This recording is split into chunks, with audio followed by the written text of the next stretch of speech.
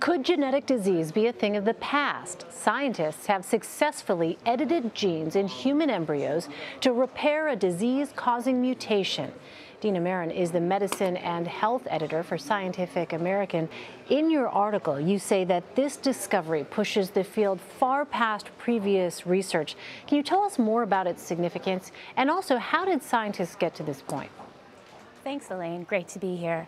Yes, so this research is the first in America to test this gene editing technology on a human embryo, but it also pushes the field further than ever before. Researchers in China had previously looked at editing out mutations in a human embryo, but here the American scientists, in combination with the South Korean team, managed to overcome two major obstacles from human embryo editing in the past. The first is that they were worried about introducing errors into the genome when they made edits, and that's not what happened here. The second is that there wasn't a problem with mosaicism. That means that the gene editing might have been faulty to only edit some of the cells they wanted and not others, thus a mosaic of cells. Here they're able to overcome both of those obstacles, which suggests that in the future, if we wanted to move to the clinic one day, we could do that with great success. I mean, this really is mind-boggling. What are some of the ethical concerns, though, that this particular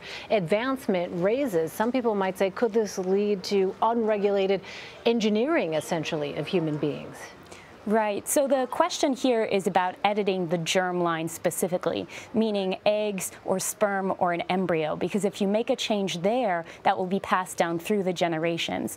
And the National Academies of Science and other bioethicists and expert groups have been concerned that what that would mean is that you might be unwittingly introducing errors that seem like they don't exist, but 3 generations later they might pop up, or we might be editing out genes that we don't know everything about, so they might provide some sort of benefit to other areas of our health that we just don't understand at the moment. So that's been really controversial. Using the gene editing technology CRISPR in general for something to treat cancer, for example, which would be editing a cell in, let's say, an adult or in a child that wouldn't be passed down through the generations, has not received that same level of controversy. So that leads to my next question. This research worked on embryos. Are there any other potential applications for children or adults? Sure. The one that scientists are most excited about at the moment, it relates to cancer treatment specifically. There are more than a dozen clinical trials that are set to begin soon with CRISPR. Many of those are in China, but some are also in the United States. And again, those would be instances where, let's say, you have aggressive lung cancer, and scientists would try to edit out the mutated genes that were leading to that situation for an individual. So it's really an exciting field. For the last couple of years, scientists I spoke to say this is really the breakthrough that they're all watching. And what happens now? I mean, where do things go from here?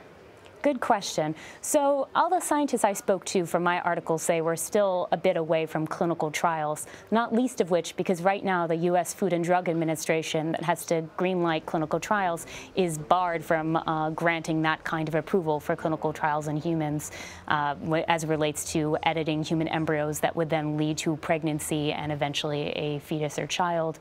But what we're looking at right now is a long road of research ahead that we've made some great strides at the current moment. So researchers are saying that they're hoping that this will be the first to answer many questions. The thing is, when you're trying to edit a human embryo, we answer questions that we couldn't answer just by looking at a mouse embryo, for example, because there are obviously some differences in developmental stages between the two. All right, still a lot of unanswered ethical questions and implications surrounding this, but fascinating. Dina Maron, thanks so much for your time. Really appreciate it. Thanks for having me.